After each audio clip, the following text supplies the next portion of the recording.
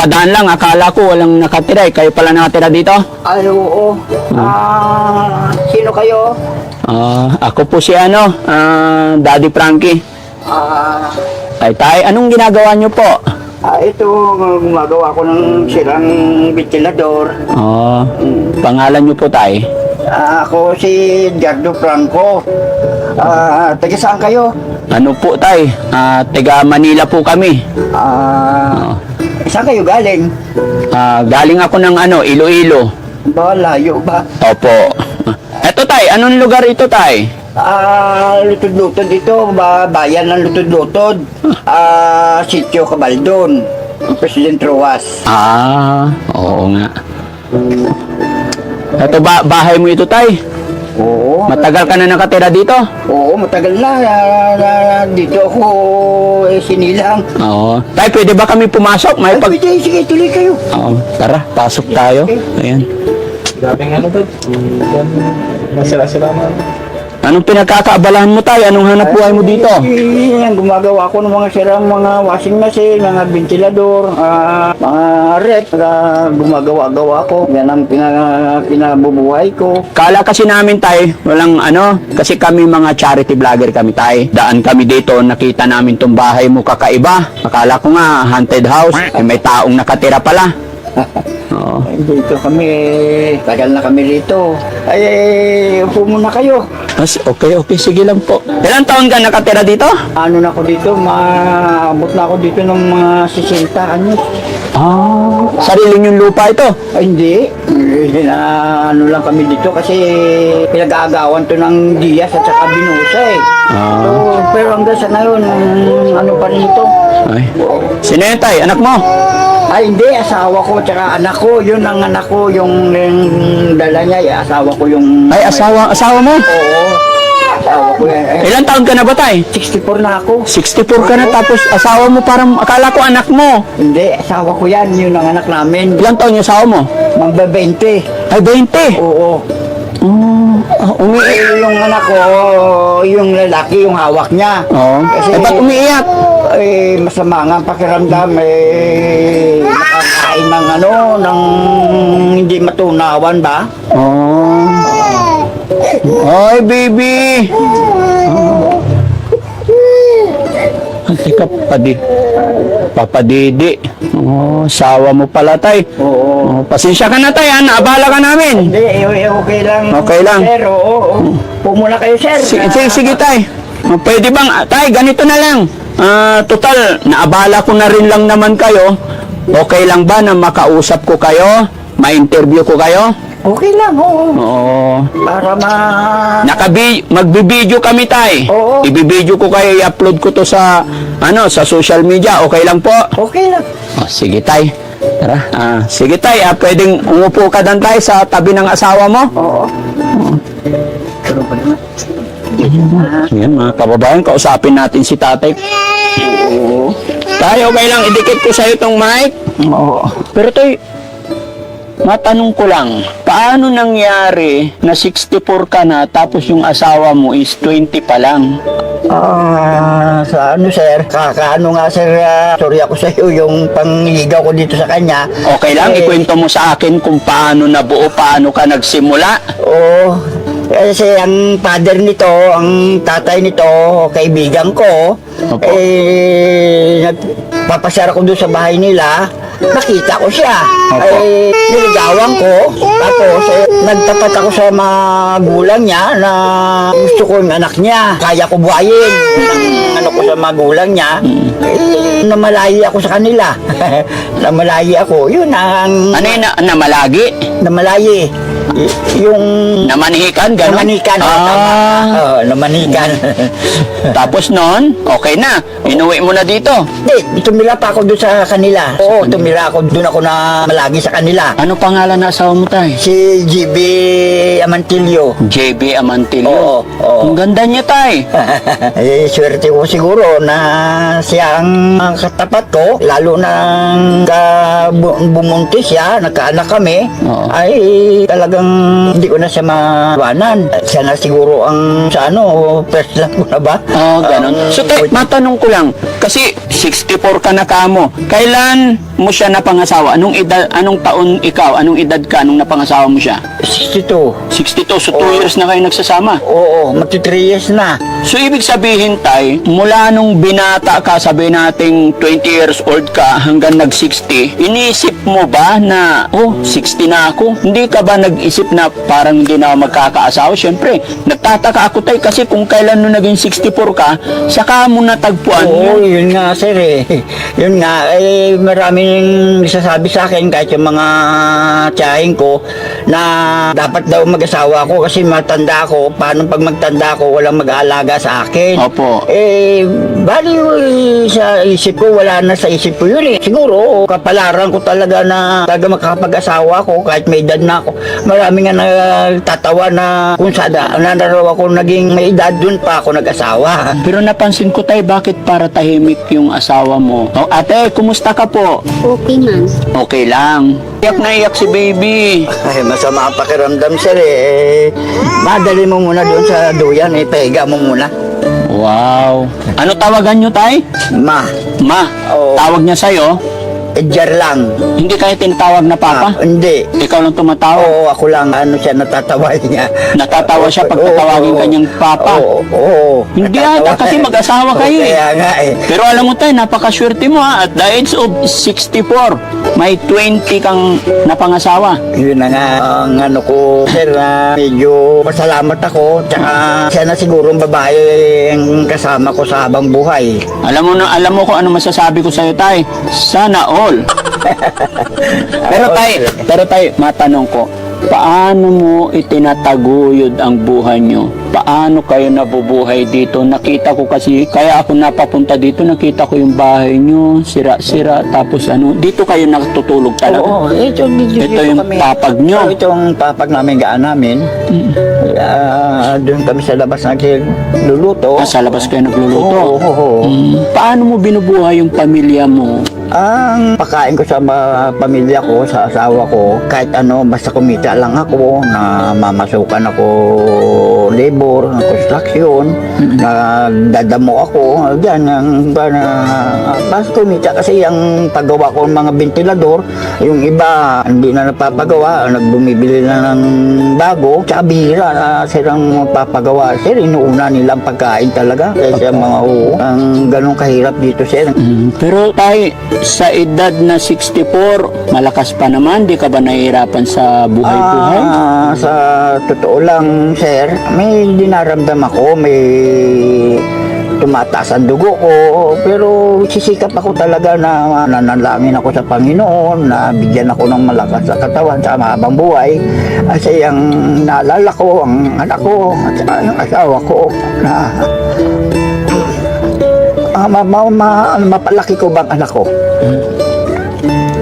Opo, kasi 64 ka na, Oo. tapos maliit pa yung anak mo. Yun sir eh.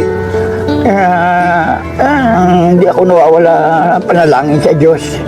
Yun lang ang ko, ang Panginoon lang. Awa ng Diyos. Hindi naman kami na nagugutuman. Rin ako. Tapos nabi mo, nagko-construction ka pa, kaya pa ng katawan mo. Pinipilit ko, sir. Pinipilit ko na kumita ako, makabili ako bigas. Ganun lang. Para sa asawa at anak mo. Oo. Siya, dito lang siya sa bahay. Matay lang siya. Ano pa nga eh. Medyo ng asawa ko, ako lahat, sir. Bakit? Ako nagsasaing. Kasi pag siya nagsaing, pag hindi lugaw, tutong, tinuturuan ko pa kasi medyo di pa sa pamumuhay. Wala pang alam. Bakit? Bakit siya hindi marunong magsaing? Bakit? Nagkaedad siya ganyan, sir. Hindi siya marunong magsaing, hindi siya marunong sa pera, magsulat. Hindi siya marunong, sir. Ay, hindi siya marunong magsulat? Oo. Magbasa? Hindi. Bakit? Paano nangyari yun? Ang sabi naman ng magulang niya, isip bata siya. Ang pagkakilala ko naman sa kanya nang ligaw ako, parang normal naman siya. Pero nagsama na kami, na doon ko na nalaman ang totoo na medyo isip bata ba, sir? Nung nililigawan mo siya, tay, nakikita mo, hindi mo Normal siya, akalain na may Oo. naisip bata siya. Hindi rin naman sinabi sa iyo. Magulang niya, Ng magulang, wala man, hindi. oo.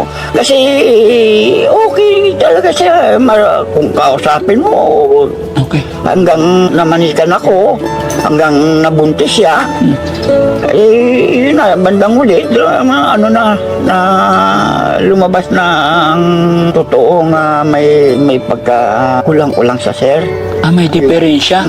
Sir, yung pa sir, ang problema ko, hihingi ko yan ng tulong sa DSW. Pero mild lang naman sir, ang ano niya, makainom lang basta ng gamot. Okay lang ba yun? Wala bang kaso yun? Kasi bata pa, tapos sabi ni tatay may diferensya, ano mga kababayan?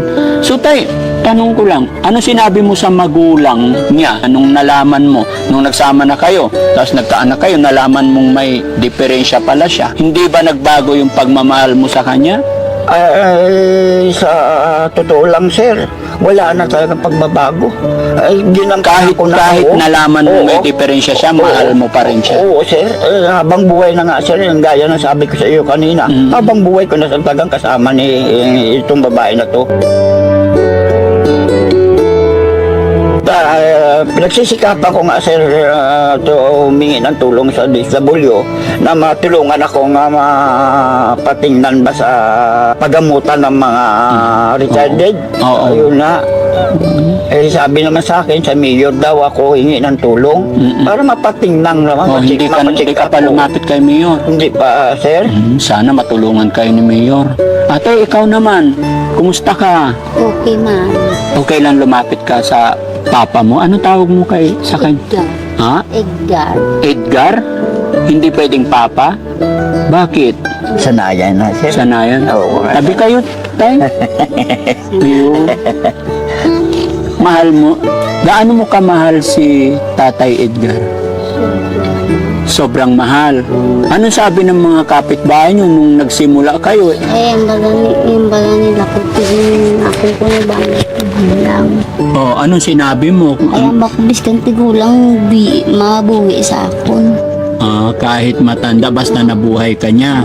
Si tatay naman, anong sinasabi ng...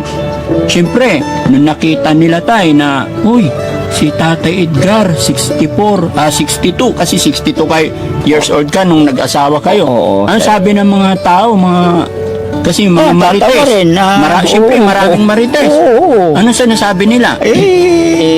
Nandun yung pangalas ka. Tawa lang ako. Sabi ko, ang sagot ko nga, kapalaran ko. Opo. Wala ako magawa, may anak na kami. Oo. Habang buhay ko na lang siguro. Pero siyempre tayo, nung pagkasimula ng pagmamahalan nyo hanggang namanhikan ka, hanggang sa magsama kayo, nung umpisa, siyempre maraming marites. Paano nyo na-handle yon? Hindi naman kayo naapektuhan nung una. Sa ngayon, okay na siyempre. Apektado talaga, sir. Oo, apektado talaga ako. Lalo na yung magulang niya na nakikialam pa sa buhay namin. Nung kaya nagdesisyon na ako na magbukod na kami, kasi mahirap maglumon sa mga magulang niya. Kaya ito, may bahay ako sa nanay ko, sa akin iniwan ito. Akin na to, dito na kami. Ito bahay ng nanay mo. Sa mother ko ito. Ninana mo lang. Oo. Asan na pala nanay nyo? Yung nung Enero, Nuevo na patay. Namatay na. Oo. At tatay mo po. Tagal na napatay ang... Ilang taon yung nanay mo nung namatay? 94. Ano talaga kayo? Matataas talaga, ano? Oo, sir. Gabayan ng Panginoon tayo na humaba pa ang buhay mo para Oo. mapalaki mo at maalagaan mo yung asawa mo, no? Sir, pinapalalagin ko talaga yung gabi-gabi. Ano pangalan ulit ni ate? Sorry? GB Amantelio. JB Amante. Telio. Amantelio. Ate JB, hanggang kailan mo mamahalin si tatay? Habang buhay. Malakas pa naman si tatay. Hindi ka nakapag-aral. Nagtapos Ang totoo niyan, sir, may diploma na yung elementary. 6 lang ako. Grade 6 lang, pero hindi ka makapagbasa. May problema talaga. So, tay, baka naabala na kita sa trabaho mo. pasensya ka na. At ayun, kami nga po pala, si Daddy Frankie, mga charity vlogger na nag-iikot. Naghahanap kami ng mga taong pwede naming mabutan ng tulong. At salamat sa Diyos kasi nakita kita dito, nadaanan kita. So bibigyan kita ng kaunting tulong tayo para sabi mo kasi may sakit yung anak mo, baka ipa-check up mo na lang. No? So, ayan. Bilangin mo tayo. 1, 2, 3, 4, 5,000 tayo.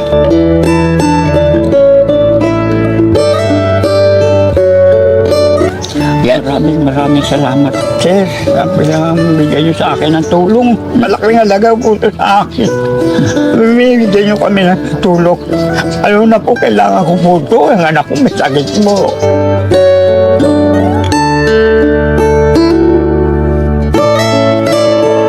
Sir, hindi ko po yung makakalimutan ang binigyan yung tulong sa akin, sir.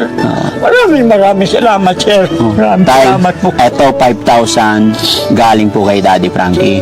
Dadagdagan pa natin ng 5,000 galing sa Team Rise Above. 1, 2, 3, 4, 5. Total of 10,000 tayo.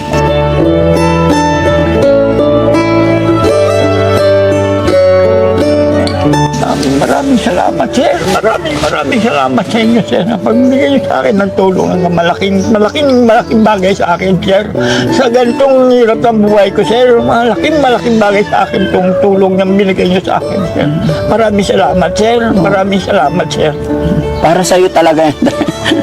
Para sa'yo. Naiiyak si tatay, mga kababayan. Ba't ka naiiyak, tay?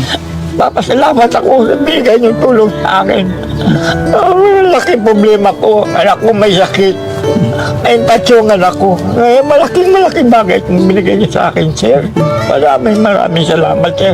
Hindi ko kayo makalimutan. Kaloob ni God yan, tay. Kasangkapan lang kami ng Panginoon para makarating dito. Siguro tinuro lang kami, ginaid lang kami ni God para matagpuan ka namin. Dahil para sa pamilya mo, para sa anak mo, sa asawa mo. Sana makalapit ka na sa mayor para mapacheck up mo yung asawa mo. Salamat, sir. Oo, tama, sir, ang sinasabi mo, sir. Advice mo, sir. Lapit ako sa mayor. Oo, sa mga Ano ko? mayayaman dito, ano? Oo, sir. Sige, tay, ingatan mo yung pera mo, ha? Opo, sir. Maraming salamat, sir. Salamat, tay. Salamat, sir. Laban lang. Oo, sir. Pakalakas ka kasi pa, maliit pa yung anak mo. Opo, sir. Baby pa lang, 1 taon, no? Yung baby mo. Oo, sir. Pero napakalaki yung dalawa, tay. Kasi biniyayaan kayo ni God ng isang malusog na anak, no? Maraming Kaya laban lang. Opo, sir. Salamat. Salamat, sir. Maraming salamat, sir. Ate, okay ka lang? O yan.